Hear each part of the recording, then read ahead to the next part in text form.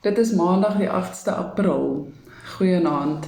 Soos jy weet, het ek nou al Wynand se boeke voorgelees hier op my YouTube kanaal.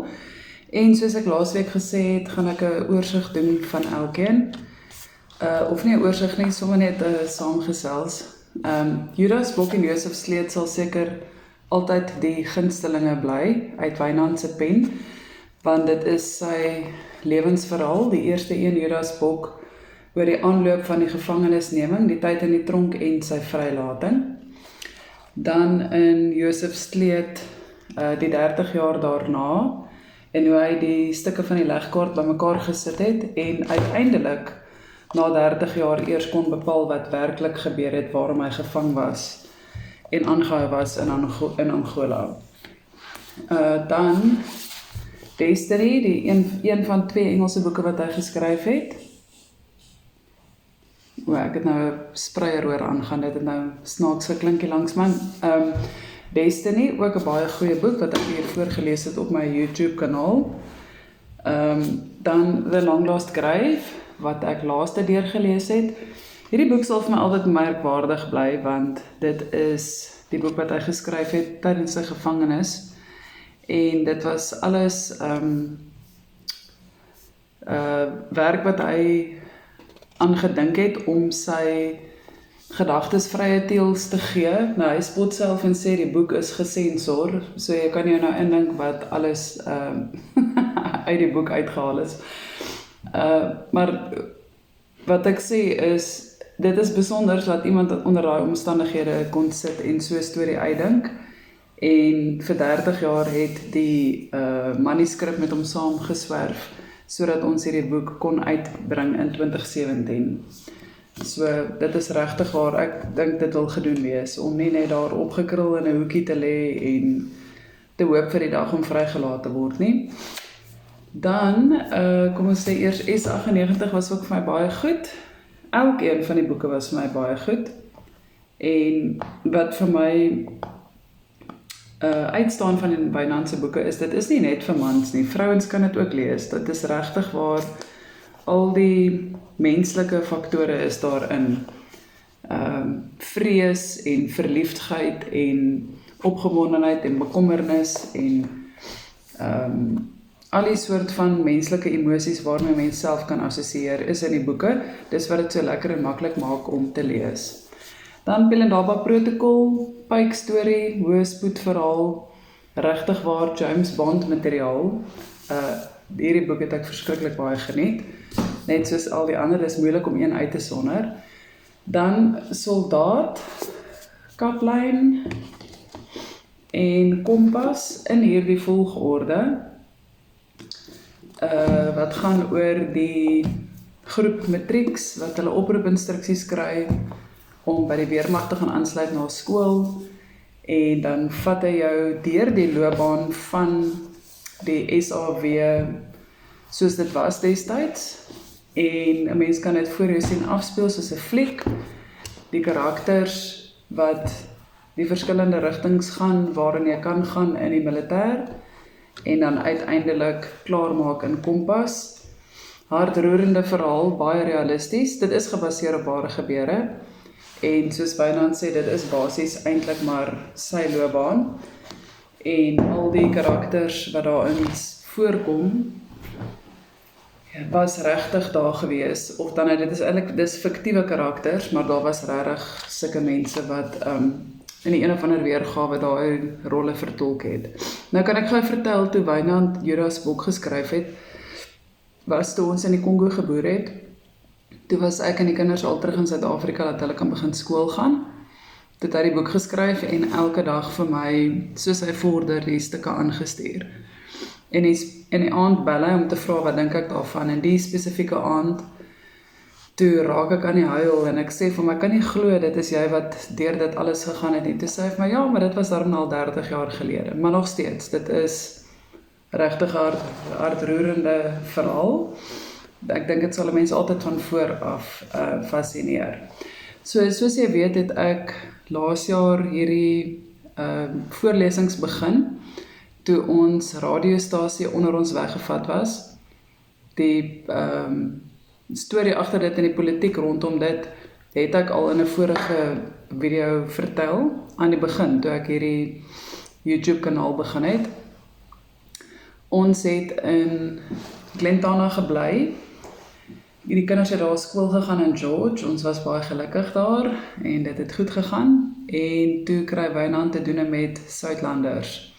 En dit is 'n onttrekkingsplan om pad te gee uit die stede uit, as daar sou energie uitbreek, as jy bekommerd is oor jou en jou gesin se veiligheid, as dit so 'n stadium bereik in Suid-Afrika, dan kan jy pad gee, jy kan deel raak van die onttrekkingsplan.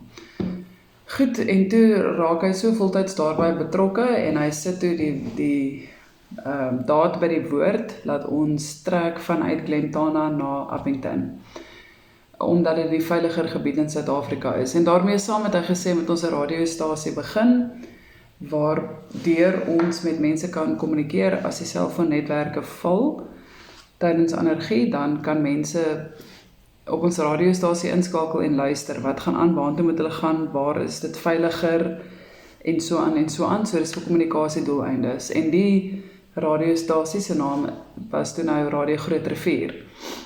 Toe, as gevolg van politiek en ons vermoed, daar is 'n verskuilde rede, daar word nie eerlikwaar vir ons gesê nie, hoekom die Suidlanders toe nou gesplit het, Wynand aan die verdedigingse kant, en dan die ander mense aan die siviele kant.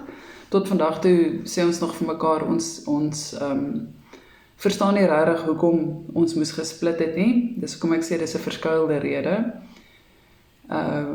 As ons dit moet weet, dan sal ons dit seker eendag weet, maar dit is vir ons nog steeds vaag op hierdie stadium. Die redes wat gegee word, koop ons nie. Maar in elk geval, toe ons een oggend in Junie 2023 by die kantoor aankom om te gaan uitsaai, toe is al die toerusting weggevat. Die klankmengbord, die mikrofoon, al die toerusting om mee uit te saai, tot die gordyn was verwyder, so toe het die ander party alles gevat en aangegaan met Radio Groot Rivier op hulle eie. So dit was 'n groot skokkende teleurstelling geweest, boonbehalwe die split self, en dit het ons nou 'n lang tyd gevat om te herstel daarvan. En toe ek nou by die huis sit, en nou dis dit vir my die toppunt, dat toe ons eendag uitgesaai het in die Kalahari Mall hier naby ons, toe kom die publiek nou ingestap, waar ons sit en uitsaai, en 'n persoon het gestop en gevra, is hierdie Wynand de Tooy se radiostasie? En almal het geknik, ja, dit is sy radiostasie. En met die split, toe vat die ander mense die radiostasie toerusting vir hulle. Toe was dit net vir my ironies, of dit maak 'n mens kwaad, dat Wynand se idee so afgevat is, nadat die publiek, hulle praat nie van dis die Suidlanders se radiostasie, of dit is wat se radiostasie nie, hulle sê dis Wynand de Tooy se radiostasie. En toe vat die mense dit was nie hulle idee nie, dit was nie hulle inisiatief nie, dit was Wynand se idee en inisiatief, ja. So, maar in elk geval, toe sit ons nou sonder 'n radiostasie en toerusting en goed, en toe het ek nou begin om die boeke voor te lees, so op YouTube, en dit is heel goed ontvang, en nou is die boeke klaar, en nou moet ek goed kry waaroor ek anders kan gesels. So dis nou waarvandaan hierdie video.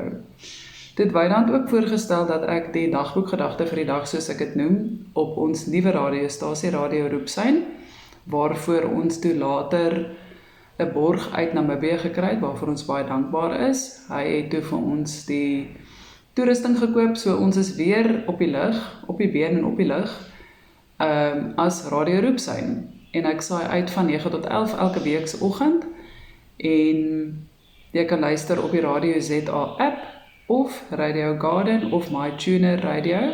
Nou ek moet 'n bietjie my sokkies optrek met dit, want ek is in 'n comfort zone met my uitsendings. Ek het elke dag omtrent dieselfde program, en dis nou al verlang dieselfde. So ek moet mense kry met wie ek onderhoude kan doen om dit interessant te hou. Nou okay, dit is nie so eenvoudig nie, want mense wil nie sommer op die radio praat nie, hulle is skaam of voel onseker en so aan, en daarvoor het ek begrip. Maar ja, dit is konstante harde werk, soos enige ander werk om dit elke dag interessant te hou. Maar toe Wynand voorgestel het ek die dagboek gedagte vir die dag hier op YouTube ook met julle deel, of met jou deel. So vanoggend sinne het gesê, ons hoop vaag, maar ons vrees in fyn besonderhede. Toe het ek 'n goeie vriendin van my, Kobie Botha, daar van Pretoria, het vir my daardie aanhaling gestuur, saam met 'n klomp ander Afrikaanse aanhalings, en toe het ek hom nou vanoggend gebruik.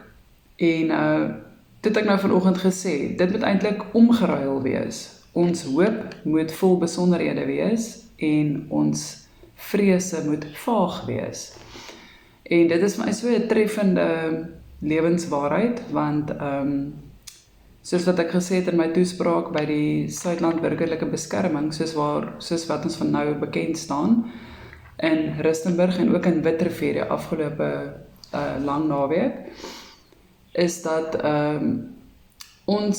jou brein het outomaties 'n manier om 'n klomp scenario's wat nog nie eers bestaan nie, by te voeg in 'n situasie. En op die einde gebeur baie van daai goed nie eens nie. So dit is hoekom vanoggend se dagboekgedagte toe nou vir my so treffend was. Ons hoop vaag, maar ons vrees in fyn besonderhede. So laat dit vir jou omgeruil wees. Laat ons eerder in fyn besonderhede hoop, en wanneer dit by vrees kom, laat dit vir ons sal vaag wees. So dit was dan die dagboekgedagte vir die dag. Ek hoop jy vind baat daarby, en dan sal ek kyk hoe ek hierdie YouTube kanaal aan die gang kan hou. Jy moet 'n lekker aand hê, ons gesels môre weer. Dankie dat jy like, subscribe, share en die bel button druk.